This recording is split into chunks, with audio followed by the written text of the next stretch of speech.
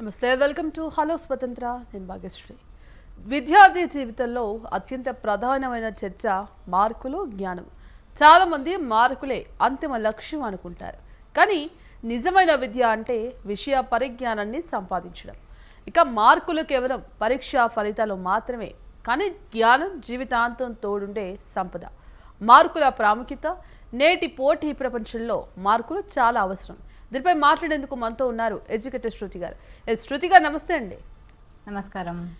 శృతి గారు, ఇవాళ మార్కులు జ్ఞానం మధ్య ఉన్న తేడా ఏంటి? కేవలం మార్కులతోనే మన లైఫ్లో ఎడ్యుకేషన్ పరంగా ముందుకు వెళ్ళొచ్చా, లేకపోతే ఒక పక్క నాలెడ్జ్ ఉంటే కూడా మార్క్స్ కాకుండా మనకున్న జనరల్ నాలెడ్జ్తో కూడా మన లైఫ్లో ఇంకా హయ్యర్ ఎడ్యుకేషన్కి వెళ్ళే అవకాశం ఉందంటారా?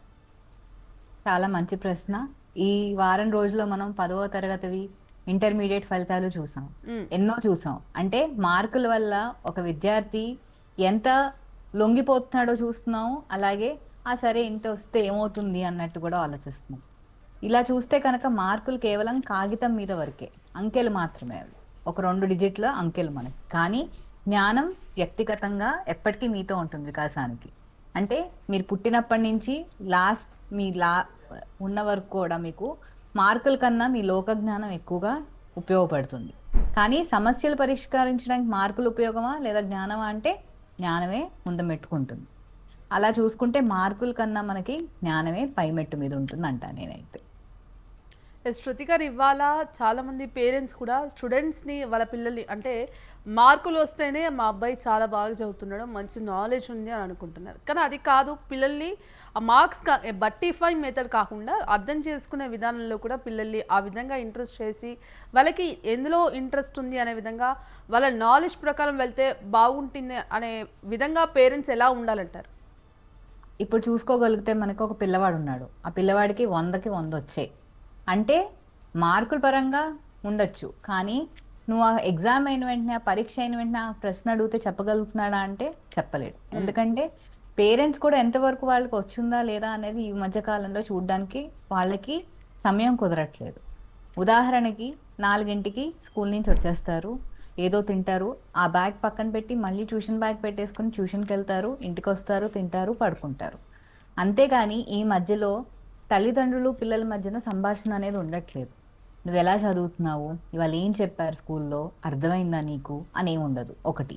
ఇంకోటి, మనకున్న పాఠంతో పాటు మన లోక జ్ఞానాన్ని ఈక్వల్గా మనం చేసుకోగలగాలి. ఉదాహరణకి సోషల్ ఉంటుంది మనకి, సోషల్ సైన్స్ అనే సబ్జెక్ట్. అంటే ఏంటి, మనం టీవీలో జరిగే డైలీ లైఫ్, పొలిటికల్ అవ్వచ్చు, లేకపోతే వాతావరణం గురించి, ఇవన్నీగా సోషల్లో ఉండేవి. మనకి టెక్స్ట్ బుక్ పరంగా కాకుండా బయటవి కూడా ఎక్స్ప్లెయిన్ చేస్తూ వాళ్ళకి మనం ఉదాహరణలు ఇవ్వగలిగితే వాళ్ళ లోక జ్ఞానం పెరుగుతుంది. అదే వాళ్ళు ఉదాహరణగా పరీక్షల్లో రాస్తే మార్కులతో పాటు వాళ్ళ లోక జ్ఞానాన్ని కూడా యాడ్ చేసి 2 కలిపితే వాళ్ళకి ఆనందం, పేరెంట్స్కి ఆనందం. కానీ అది ఈ కాలంలో చాలా తక్కువగా చూస్తున్నాం. ఆ బట్టిఫైయింగ్ అనేది ఎందుకు అవుతుంది? అదే ఒక ఏదైతే పాఠం ఉందో అర్థం కాకో, లేకపోతే అర్థం చేసుకునే ఓపిక లేదు జనాలకి. ఎందుకంటే ఇంట్లో కూడా ఏదో రొటీన్ రోబోలాగా వెళ్ళిపోతుంది. మనం స్కూల్కి వెళ్ళడం, రావడం, మళ్ళీ ట్యూషన్కి వెళ్ళడం, మళ్ళీ స్కూల్కి వెళ్ళడం, ఇదే ఒక సైకిల్లా అయిపోయింది. అలా కాకుండా ప్రపంచాన్ని కూడా మన సబ్జెక్ట్ పరంగా చూడగలిగితే అది మార్కులకే కాకుండా జ్ఞానం కూడా పెరుగుతుంది. శృతి గారు, ముఖ్యంగా ఇవాళ ఇప్పుడున్న పోటీ ప్రపంచంలో ప్రతి ఒక్కరు చదువుకోవడం అనేది కూడా అంతే ఇంపార్టెంట్. ఎడ్యుకేషన్ అనేది కూడా మన లైఫ్లో ఒక పార్ట్. మనం ఇప్పుడు చదువుకుంటేనే రానున్న రోజుల్లో ఇంకా మంచి పొజిషన్లో ఉంటాం అనేది చాలామంది అనుకుంటూ ఉంటారు. సో ఈ నేపథ్యంలో కేవలం మార్క్స్ వస్తేనే ఫ్యూచర్లో ఇంకా హయ్యర్ ఎడ్యుకేషన్కి వచ్చే ఆ ఛాన్స్ ఉందంటారా, లేకపోతే మార్క్స్ రాకపోయినా మనకున్న నాలెడ్జ్తో ముందుకు వెళ్ళొచ్చు అంటారా? చాలా మంచి ప్రశ్న అడిగారు. ఉదాహరణకి ఇంటర్లో 95% వచ్చింది ఒక పిల్లవాడికి. అలాగే ఆ 95%తో ఇంజనీరింగ్లో అనేది జాయిన్ అయ్యాడు. ఇంజనీరింగ్కి వెళ్ళాక అదే దోలో వాళ్ళకి అలా 95 వస్తుందా అంటే రావచ్చు, రాకపోవచ్చు. మనం చూడగలిగితే ఈ రోజుల్లో ఏదైనా, మా రోజుల్లో అయినా చూసుకుంటే ఇంటర్లో 100కి 100 వచ్చిన వాళ్ళు కూడా ఇంజనీరింగ్లో బ్యాక్లాగ్ రాకుండా లేరు. అది సహజం. ఎందుకంటే మెట్టు పెరిగే కొద్దీ మనకి హార్డ్నెస్ అనేది, అది కష్టం అనేది పెరుగుతుంది. అది మనకి ఉండే మన మనోధైర్యం బట్టి ముందరికి వెళ్ళగలుగుతాం. ఇప్పుడు ఇంటర్లో ఫుల్ వచ్చిన అతను ఇంజనీరింగ్లో రాకపోవచ్చు. సరే, ఇంజనీరింగ్ కూడా అయిపోయింది. ఈ మార్కులన్నిటితో కాదు కదా, తర్వాత నెక్స్ట్ మెట్ ఏంటి? ఉద్యోగం. ఉద్యోగం వెళ్ళాలంటే ఏముంది? మనకు మాట్లాడడం రావాలి. ఈ రోజుల్లో చూస్తే ఒక ఇంటర్వ్యూలోకి వెళ్ళి కూర్చుని మీ గురించి చెప్పండి అంటే వాళ్ళు ఏం చెప్పలేకపోతున్నారు. వాళ్ళు ఎన్ని రీల్స్ స్క్రోల్ చేశారు, మేము ఎన్ని స్నాప్ చాట్స్ పెట్టామని చూస్తున్నారు, కానీ వాళ్ళ గురించి వాళ్ళకే తెలియట్లేదు. ఇంటర్వ్యూలో ఎలా వాళ్ళు మాట్లాడాలి అనేది తెలియట్లేదు. అది ఎలా వస్తుంది? మన లోకజ్ఞానం బట్టి తెలుస్తుంది. మార్కులు వచ్చిన వాడికి లోకజ్ఞానం ఉండకపోవచ్చు, లోకజ్ఞానం ఉన్నవాడికి మార్కులు రాకపోవచ్చు, కొంతమందికి రెండూ ఉండొచ్చు. ఈ 3 రకాలైన వాళ్ళు కూడా ఉన్నారు. కానీ మార్కులు ఒక్కటే జీవితం అయితే కాదు. పోటీ పరీక్షల్లో మనకి సాధించాలి అనడానికి మార్కులు తప్ప, లోకజ్ఞానానికి మార్కుల కన్నా మనం బయట ఎలా ప్రపంచంలో ఎలా లాజికల్ థింకింగ్ అంటాం చూడండి, అది అనేది చాలా ముఖ్యం ఈ రోజుల్లో ముందరకెళ్ళాలంటే. శృతి గారు, ముఖ్యంగా మరి ఇవాళ మార్క్స్ నాలెడ్జ్ పరంగా ముందుకెళ్తేనే ఆ మార్క్స్ కూడా అవంతట అవే వస్తాయి అని అంటారు. మరి ఇది ఎంతవరకు నిజం అంటారు? అవును, ఇప్పుడు సపోజ్ మార్కులు ఉన్నాయి మీకు, ఇప్పుడు 100కి 40 వచ్చినా పాస్ అయిపోతారు ఉదాహరణకి. అదే నువ్వు ఆ 40 చేసి నీ లోకజ్ఞానం పెంచుకోవాలనుకుంటే 2 సైడ్ బై సైడ్, నువ్వు పాసు అవుతావు, లోకజ్ఞానం వస్తుంది. కానీ నాకు 100కి 100 కావాలని బట్టి కొడుతూ కూర్చుంటే నువ్వు బయటికి ప్రపంచాన్ని చూడలేవు, బయట ఆడుకోలేవు, నీకు నీ చుట్టుపక్కల ఎవరున్నారో తెలీదు, ఏమవుతుందో తెలీదు, నీ పక్కన ఒక బాంబు పేల్చినా సరే నీకు తెలీదు. ఎందుకు? మన మార్కులు మార్కులు మార్కులు అనేదాన్ని పట్టుకుని వదలట్లేదు. కానీ ఆ మార్కులతో పాటు మనకి జ్ఞానం అంటే ఎంత లోతుగా అర్థం చేసుకుంటేనే అర్థమవుతుంది. కానీ ఆ జ్ఞానం అనేది ఎంత ఇంపార్టెంట్ అనేది ఎప్పుడు తెలుస్తుందంటే, మన జీవితంలో ఎప్పుడైతే ఏదైనా కోల్పోతామో లేదా ఏమీ సాధించలేకపోతున్నామో. ఉదాహరణకు ఉద్యోగాలు ప్రయత్నిస్తూనే ఉంటారు కొంతమంది, కానీ రాదు. ఎందుకు? మార్కులు ఉన్నాయి కానీ స్పీకింగ్ స్కిల్స్ ఉండకపోవచ్చు, కమ్యూనికేషన్ స్కిల్స్ ఉండకపోవచ్చు, ఒక ఇంటర్వ్యూని ఫేస్ చేసే ధైర్యం ఉండకపోవచ్చు. ఇవన్నీ ఏంటి? ఇవన్నీ మార్కులు కాదు, అవి నీ లోకజ్ఞానంకి నీ మనసుకే తెలుసు అవన్నీ ఎలా సాధించాలి. ఇప్పుడు ఇక్కడ ఈ స్టేజ్కి వచ్చాక మార్కులు ఇంపార్టెంట్ అండ్ జ్ఞానం ఇంపార్టెంట్ అంటే తప్పకుండా అందరూ జ్ఞానం అనే అంటారు. శృతి గారు, ముఖ్యంగా మరి ఆ స్టూడెంట్స్ అందరూ కూడా ఏదైతే ఈ బట్టి మెథడ్లో కాకుండా నాలెడ్జ్ని గెయిన్ చేసుకునే విధంగా చదవాలంటే ఏ విధంగా చదవాలంటారు? ఇప్పుడు అదే మనం బట్టి కొట్టడం అంటే, ఇంకా అందరికీ ప్రేక్షకులకి అందరికీ అర్థం కావాలంటే రోట్ లెర్నింగ్ అంటాం ఈ రోజుల్లో. ఉదాహరణకి మన చిన్నపిల్లలకి గుణించడం ఉంటుంది, అంటే ఎడిషన్ అనేది ఏంటి? 2+2 అంటే 2 in the mind 2 in the hand అంటాం. ఇదేంటి? ఎప్పటి నుంచో మనకు వస్తున్న పద్ధతి. అదే కాకుండా ఆ పిల్లల ముందర కొన్ని బాల్స్ పెట్టి, నీ దగ్గర 2 బాల్స్ ఉన్నాయి, నా దగ్గర 2 బాల్స్ ఉన్నాయి, 2 కలిపితే ఎంత అంటే అక్కడ వాడి కాన్సెప్ట్ అర్థమవుతుంది, ఒక గేమ్ మెథడ్లో నేర్చుకుంటాడు, ఎప్పుడు కూడా ఒక కొత్త వేలో ఆలోచన మొదలెడతాడు. అలాగే పెద్ద పిల్లలు కూడా ప్రతి కాన్సెప్ట్ని వాళ్ళ లైఫ్తో పోల్చుకుని అలా అర్థం చేసుకోగలిగితే ఆ రోట్ లెర్నింగ్ అనేది ఉండదు, వాళ్ళు ఓన్గా రాసుకోగలరు. అలాగే బుక్కులు చదివి, ఇప్పుడు ఒక సబ్జెక్ట్ ఉంది, ఒక కాన్సెప్ట్ ఉంది ఫిజిక్స్లో లైట్ అని, టెక్స్ట్ బుక్కే కాకుండా దాని రిలేటెడ్ ఇంకా ఏమైనా మనకి న్యూస్ పేపర్లో ఇచ్చే ఆర్టికల్స్ కానీ బుక్స్ కానీ చదివారనుకోండి, వాళ్ళకి ఇంకా దాని గురించి అవగాహన పెరుగుతుంది, నాలెడ్జ్ పెరుగుతుంది. అప్పుడు ఏమవుతుంది? మార్కుల పరంగా కాకుండా నేను ఇంకా ఎక్కువ రాస్తున్నాము, ఉదాహరణలు ఎక్కువ రాసి దాన్ని బట్టి మనకు జ్ఞానం ఉంది, టెక్స్ట్ బుక్లో ఉన్నదే నేను దింపేయట్లేదు అన్నది ఒక కాన్ఫిడెన్స్ వచ్చి వాళ్ళు బాగా రాయగలుగుతారు. అప్పుడు ఆ రోట్ లెర్నింగ్ అనేది మనము చెరిపివేయచ్చు. శృతి గారు, మరి ముఖ్యంగా ఇవాళ మార్కులు ఉంటేనే ముఖ్యంగా ఎవరైనా ముందటగా ఇంటర్వ్యూకి వెళ్ళే వాళ్ళు కూడా మార్క్స్ దాన్ని బట్టే ఆ ఇంటర్వ్యూ అనేది జరుగుతుందా అంటే, లేకపోతే కమ్యూనికేషన్ స్కిల్స్ కావచ్చు, బేసిక్ స్కిల్స్ అనేది చూస్తారా? మనకు వచ్చే మార్క్స్ని బట్టి వాళ్ళు ఇంటర్వ్యూలో సెలెక్ట్ చేసే అవకాశం ఉందంటారా? ఇంటర్వ్యూ పరంగా మీరు చూసుకోగలిగితే వందల మంది వస్తారు వాళ్ళ దగ్గర. ఆ ప్రాసెస్లో ఏమవుతుంది? ఇప్పుడు ఒక 100 మంది వచ్చారు, 100 మందిని వాళ్ళు తీసుకోలేరు, వాళ్ళ దగ్గర ఉన్నవి 20 వేకెన్సీసే.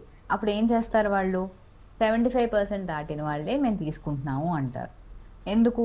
అప్పుడు అది ఫిల్టరింగ్ ప్రాసెస్ అంటాం మనం.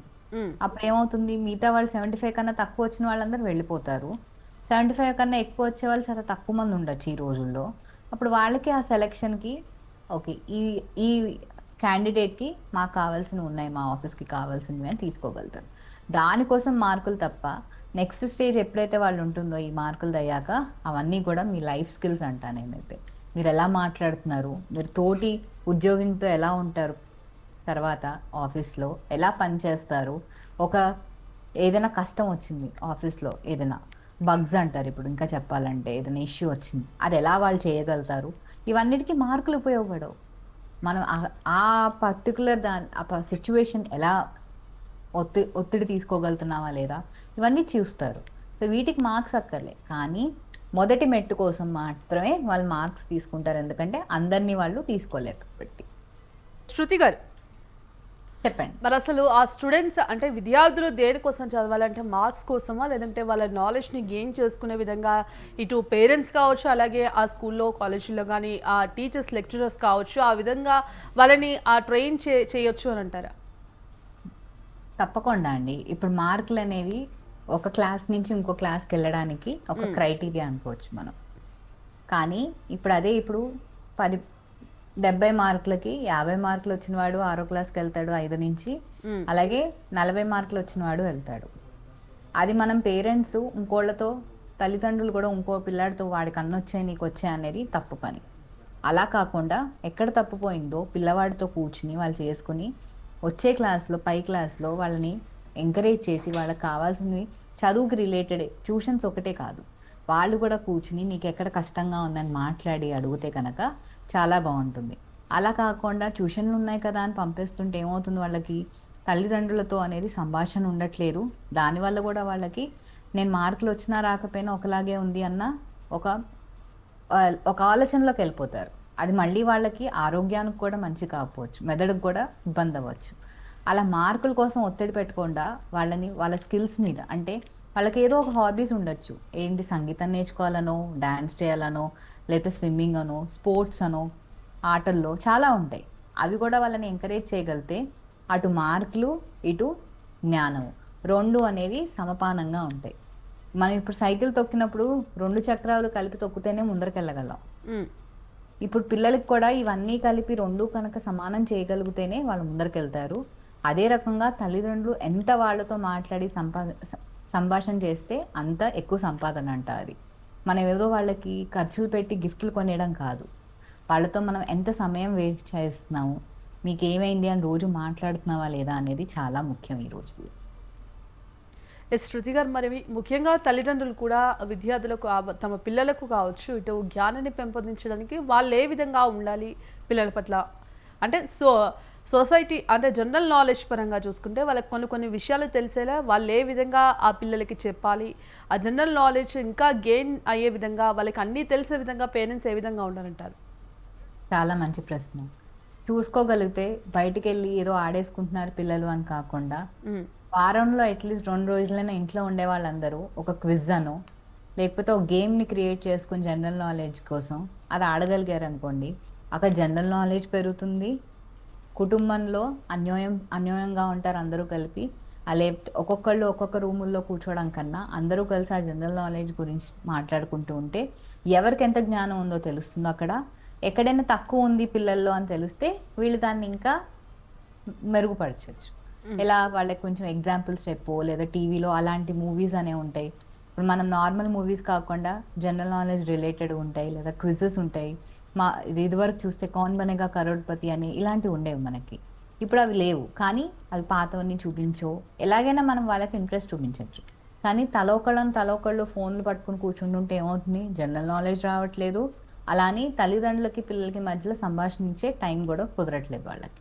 అలా కాకుండా వారంలో 2 రోజులు ఒక గంట అయినా సరే వేచేయించి ఇలాంటి డిఫరెంట్ ఆటలు మనం క్రియేట్ చేసుకుని ఆడుకోగలిగితే పిల్లల్లో జనరల్ నాలెడ్జ్ పెరుగుతుంది, ఆ మోటివేషన్తో వాళ్ళ మార్క్స్ కూడా వాళ్ళు పెంచుకునే ఛాన్సెస్ ఉంటాయి. 2 మనకి బ్యాలెన్స్ అవుతూ ఉంటాయి.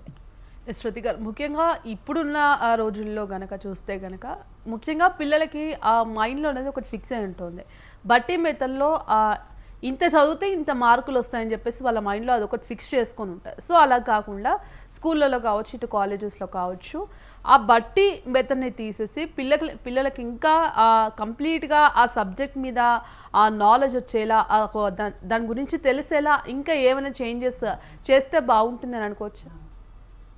చేంజెస్ అంటే ఎవరిని మనం దూషించలేము అంటే వీళ్ళు ఎలా తప్పు చేస్తున్నారని. కానీ ఒక రకంగా రోట్లని మార్చాలి అంటే అదొక గేమింగ్ మెథడ్లో అవ్వచ్చు, ప్లేవే మెథడ్లో టీచ్ చేయగలగచ్చు. ఇంకోటి ప్రాక్టికల్ లెర్నింగ్ అంటాం. ఇప్పుడు మనకి ల్యాబ్స్కి వెళ్ళి ఫిజిక్స్ కెమిస్ట్రీ అయితే ఎలా అయితే ప్రాక్టికల్గా చేస్తున్నామో ప్రతి ఒక్క సబ్జెక్టు కూడా లైఫ్ ఎగ్జాంపుల్తో ఎక్స్ప్లెయిన్ చేసో లేదా ఒక యాక్టివిటీ బేస్డ్ రోల్ ప్లే అనో ఒక డ్రామా కిందైనా వాళ్ళు చేయగలిగితే ఏమవుతుందంటే ఈ సబ్జెక్ట్ ఉంది. ఇప్పుడు ఈ జనరేషన్ పిల్లలకి ఎలాంటి క్వశ్చన్స్ వస్తాయంటే అసలు ఈ చాప్టర్ ఎందుకుంది, మాకు ఈ పాఠం ఎందుకుంది అని ప్రశ్నిస్తున్నారు తప్ప ఇది ఎందుకు మనం చదువుకోకూడదు నేర్చుకోకూడదు అనేది లేదు.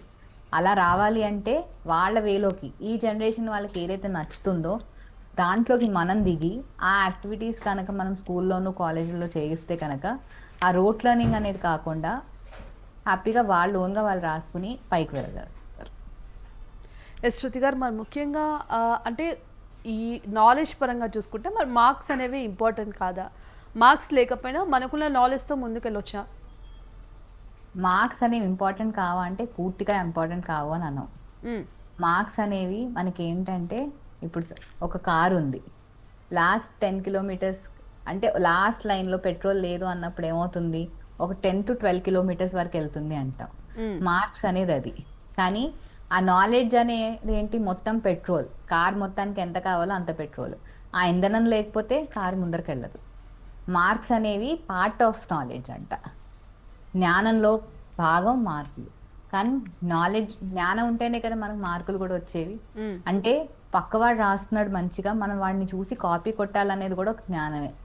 తప్పు అవ్వచ్చు కానీ ఆ ఆలోచన రావడం కూడా ఒక జ్ఞానమే. కానీ మార్కులే జ్ఞానం అయితే కాదు. ఇప్పుడు నీకు ఇంతే వచ్చింది. ఇదివరకు రోజుల్లో చూస్తే మన అమ్మమ్మల లాంటి కాలంలో వాళ్ళకి 40% వచ్చినా అదో పెద్ద ఐఐటి అన్నట్టు ఉండేది వాళ్ళకి. ఎందుకంటే ఆ రోజుల్లో ఇంత కాంపిటీషన్ లేదు కాబట్టి, అప్పుడు మార్కులకి అంత విలువ లేదు కాబట్టి. ఇప్పుడు మార్కులకి ఇస్తున్న విలువ జ్ఞానానికి ఇవ్వట్లేదు. ఒక పిల్లవాడికి ఒక కోర్స్ చేయాలని ఉంటుంది కానీ తల్లిదండ్రులు కాదు, మా వాడిని మేము ఇలాగే చూడాలి, నీకు ఇన్ని మార్కులు వచ్చాయి అదెందుకు నువ్వు చేయడం అని మనం వాడిని నిరుత్సాహపరుస్తున్నాం తప్ప ప్రోత్సహించట్లేదు. అలా కాకుండా మార్కులు వచ్చినా వాడికి కావాల్సిన వాడిని చేయగలిగించామనుకోండి, వాడి జ్ఞానము బాగుంటుంది, ఎప్పటికీ బాగా సెటిల్ అవ్వగలడు. అది తల్లిదండ్రులుగా మనం కూడా కొంచెం ఆలోచించి పిల్లల్ని ఎంకరేజ్ చేయగలిగితే బాగుంటుంది. మార్కులే జీవితం కాదు, మార్క్స్తో పాటు జ్ఞానం కూడా కావాల్సిందే పెద్దగా ఎదగాలంటే మనకి. శృతి గారు, మార్క్స్ జ్ఞానం అనేది ఈ రెండింటిని ఎలా బ్యాలెన్స్ చేయాలంటారు? ఇప్పుడు మార్కులు దీన్ని బ్యాలెన్స్ చేయాలి అనుకుంటే కనుక మనం ఒకటే, ఇప్పుడు మార్కులు నీకు 60 మార్కులు వచ్చాయి, 60కి 60 వచ్చేసాయి ఫిజిక్స్లో. కానీ నువ్వు ఒక పోటీ పరీక్షకు రాయాలంటే దానికి అంతకు మించి మనకు కావాలి. ఎందుకు, నువ్వు చదివినవి రావు అక్కడ, నువ్వు చదివిన దాంతో ఇంకా ఇంకా మనం ఆలోచన పెడితేనే అది మనం జవాబు ఇవ్వగలం. అంటే అక్కడ జ్ఞానం కూడా ఇంపార్టెంట్. అంటే నువ్వు ఎన్ని రాస్తే ఎలా వస్తుంది నీకు జాబు, నీకు ఏమేమి ఉన్నాయి ఆప్షన్స్ అన్నీ తెలియగలగాలి పిల్లవాడికి. అప్పుడేమవుతుంది, మార్క్స్ నాలెడ్జ్ బ్యాలెన్స్ అవుతాయి. ఓకే, మార్క్స్ ఒకటే కాదు, నేను ఏం అవ్వాలనుకుంటున్నాను పెద్ద అయ్యాక, ఎలా సెటిల్ అవుదాం అనుకుంటున్నాను అనే మన ఆలోచన అలా ఆ విధానంగా ఉంటే కనుక, ఆ రూట్లో ఆ మ్యాప్లో వెళ్తే కనుక మార్క్స్ జ్ఞానం అనేది ఎప్పుడు బ్యాలెన్స్ అవుతుంది. ఎస్ శృతి గారు, ముఖ్యంగా ఇటు పేరెంట్స్ కూడా పిల్లల్ని ఆ నాలెడ్జ్ గెయిన్ చేసుకునే విధంగా వాళ్ళకి ఏ విధంగా సపోర్ట్ చేయాలంటారు? అలాగే కొంచెం ఆ పిల్లవాడు మంచి ఫ్యూచర్ సెటిల్ అవ్వాలన్నా కూడా పేరెంట్స్ సపోర్ట్ కూడా అంతే ముఖ్యం. మరి ఎడ్యుకేషన్ పరంగా వాళ్ళని ఏ విధంగా సపోర్ట్ చేయాలి, వాళ్ళ నాలెడ్జ్ని గెయిన్ చేసుకునే విధంగా వాళ్ళు ఏం చేయాలంటారు? ఇప్పుడు బాగా చదివే పిల్లవాడు గవర్నమెంట్ స్కూల్లో చదివినా ఇంటర్నేషనల్ స్కూల్లో చదివినా 100కి 100 వస్తాయి. అలాగే ఆ పిల్లవాడు ఎక్కడో ఇబ్బంది పడుతున్నాడు, రాయలేకపోతున్నాడా లేదా చదవలేకపోతున్నాడా లేదా స్కూల్లో ఎవరైనా ఏడిపిస్తున్నాడా, ఇవన్నీ ఎలా తెలుస్తాయి? పిల్లవాడితో కూర్చుని నువ్వు చదవగలుగుతున్నావా, ఏమైంది, ఎందుకు మార్కులు తక్కువ వస్తున్నాయి అని మనం మాట్లాడగలిగితే తెలుస్తుంది. ఆ పిల్లవాడికి జ్ఞానం ఉంది కానీ మార్కులు రావట్లేదు అంటే ఎక్కడో ఏదో లోటు అవుతుంది. ఆ లోటుని తల్లిదండ్రులు గుర్తించాలి. కానీ అలా కాకుండా మనం కొట్టో లేకపోతే ట్యూషన్లకు పంపేసో 24 గంటలు అని చదవమన్నా సరే మార్కులు ఏం పెరగవు. కానీ ఎందుకు అనేది మనం ఆ రీజన్ తెలుసుకోగలిగితేనే ముందరికి వెళ్ళగలుగుతాడు ఆ పిల్లవాడు. అలానే తల్లిదండ్రుల మీద గౌరవం పెరుగుతుంది. అలాగే మీరు ట్యూషన్లు పంపేసి లేదా ఇంట్లోనే ఉంచేసి ఎక్కడికి తీసుకెళ్లకుండా ఉంచారనుకోండి, ఏమవుతుంది, తల్లిదండ్రుల మీద కోపం పెరుగుతుంది తప్ప ప్రేమ పెరగదు. పిల్లలతో ప్రేమగా ఉండి మాట్లాడుకుని ముందరికెళ్ళాలి కానీ కోపాలతోనూ వాటితో కాదు కదా. అవి ముఖ్యం అంట నేను. మార్కుల కన్నా కూడా ఈ తల్లిదండ్రులు పిల్లవాడి మధ్యన ఉండే రిలేషన్షిప్ ఇంకా ఇంపార్టెంట్ వీటికన్నా. మార్కుల కన్నా జ్ఞానం ఎంత ఇంపార్టెంటో ఫస్ట్ తల్లిదండ్రులు తెలుసుకుని పిల్లవాడికి కూడా చెప్పగలిగితే చాలా బాగుంటుంది. శృతి గారు, మరి ఫైనల్గా స్టూడెంట్స్ కనుక ఒక సబ్జెక్ట్ మీద పూర్తిగా దాని మీద ఆ నాలెడ్జ్ రావాలి, విషయ పరిజ్ఞానం తెలియాలంటే స్టూడెంట్స్ ఏ విధంగా చదవాలి? బట్టిఫై మెథడ్ కాకుండా ఇంకే విధంగా చదివితే దాని గురించి పిల్లలకి బాగా అర్థమవుతుంది అని అంటారు? అదే ఇప్పుడు మనకి ఎంత జ్ఞానం ఉంటే మార్కులు ఆటోమేటిక్గా వస్తాయి. కానీ మార్కులు ఉన్నా జ్ఞానం లేకపోతే జీవితంలో రాణించడం అనేది చాలా కష్టం అవుతుంది. మన ముందర ఏ కష్టం వచ్చినా మనం దాన్ని ఎదుర్కోలేం జ్ఞానం లేకపోతే, మార్కులున్నా. పిల్లలు కూడా జీవితంలో ఎప్పుడూ ఒకేలా ఉంటుంది, నాకు కష్టం రాకుండా ఉంటుంది అని కాకుండా, కష్టాలు కూడా వస్తే ఎలా మనం దాన్ని చూసుకోవాలి అని ధైర్యంగా ఉండగలిగితేనే ముందరికెళ్తాం. ఒకే రకంగా ఇప్పుడు మనం ఫోనుల్లో ఎలా అయితే మనం ఎక్కువ చూస్తున్నామో ఏ ఏజ్ గ్రూప్ వాళ్ళైనా, దాంట్లో కూడా మనకి ఏంటి ఫ్యూచర్, ఏది నేర్చుకుంటే మనం ఇంకా ఏ సర్టిఫికేషన్ చేస్తే ఎక్కువ చేసుకుంటాము, లేదా ఏది చదివితే ముందరికి వెళ్తాము, మన తల్లిదండ్రుల్ని హ్యాపీగా ఉంచగలుగుతాం అని తెలుసుకోగలిగితే మార్కుల కన్నా జ్ఞానం అనే ఇంపార్టెంట్ అని వాళ్ళకి తెలుస్తుంది. మార్కుల వేటలో పడి జ్ఞానాన్ని మనం ఏం చేస్తున్నామంటే నిర్లక్ష్యం చేస్తున్నామంట. ఇంకా చెప్పాలంటే మార్కులు అన్న దాంతో నాలెడ్జ్ని పక్కన పెట్టేస్తున్నాం. ఇంకా చెప్పాలంటే వెయిటింగ్ లిస్ట్లో పెడుతున్నాం, ట్రైన్ భాషలో చెప్పాలంటే. కానీ మార్క్స్ని వెయిటింగ్ లిస్ట్లో అయినా పెట్టచ్చు, కానీ జ్ఞానాన్ని ఎప్పుడూ పెట్టకండి. ఎందుకంటే మార్కులు ముఖ్యమే, కానీ జ్ఞానం అత్యంత ముఖ్యమని తెలుసుకోవాలనుకుంటున్నాను. శృతి గారు, ఫైనల్గా ఇటు పిల్లలకి కావచ్చు తల్లిదండ్రులు కావచ్చు మీరేం చెప్తారు? మార్కులు చెప్పాలంటే ఒక గేట్ పాస్ వంటివి. ఇప్పుడు ఒక విఐపి ట్రీట్మెంట్కి వెళ్ళాం, లేదా తిరుపతికి వెళ్తున్నాం, మనం గేట్ పాస్ ఉంటేనే లోపలికి వెళ్తాం, టికెట్ ఉంటే. మార్కులు అలాంటివి. కానీ ఈ జీవిత ప్రయాణంలో ముందుకు నడిపించేది కేవలం మీ బిడ్డ పొందిన జ్ఞానం మాత్రమే. ఆ జ్ఞానంకి పోరాడండి, కానీ మార్కుల కోసం పోరాడకండి. పక్క వాళ్ళతో కంపేర్ చేయకండి. మీ పిల్లవాడే మీకు గొప్ప. అతనిలో ఉన్న స్కిల్, లేకపోతే అతనికి ఏమి ఇష్టమో, ఏం నేర్చుకుంటే మార్కులు కూడా బ్యాలెన్స్ అవుతాయో చూసుకుంటే రెండు సరి సమానంగా ఉంటాయి. అప్పుడు తల్లిదండ్రులు పిల్లవాడు కూడా సంతోషంగా ఉండొచ్చు. రైట్, థ్యాంక్ యూ శృతి గారు. అలాగే పిల్లలకి అంటే వాళ్ళ ఫ్యూచర్లో చదువుకునే విధంగా మార్క్స్ పరంగా కాకుండా నాలెడ్జ్ పరంగా వాళ్ళు ఏ విధంగా చదవాలి, ఎంత మేరకు చదివితే వాళ్ళకి ఆ సబ్జెక్ట్ గురించి అర్థమవుతుంది, అలాగే పేరెంట్స్ కూడా ఏ విధంగా పిల్లల్ని మోటివేట్ చేయాలనే దాని గురించి చల్లగా తెలియజేశారు. థ్యాంక్ యూ శృతి గారు.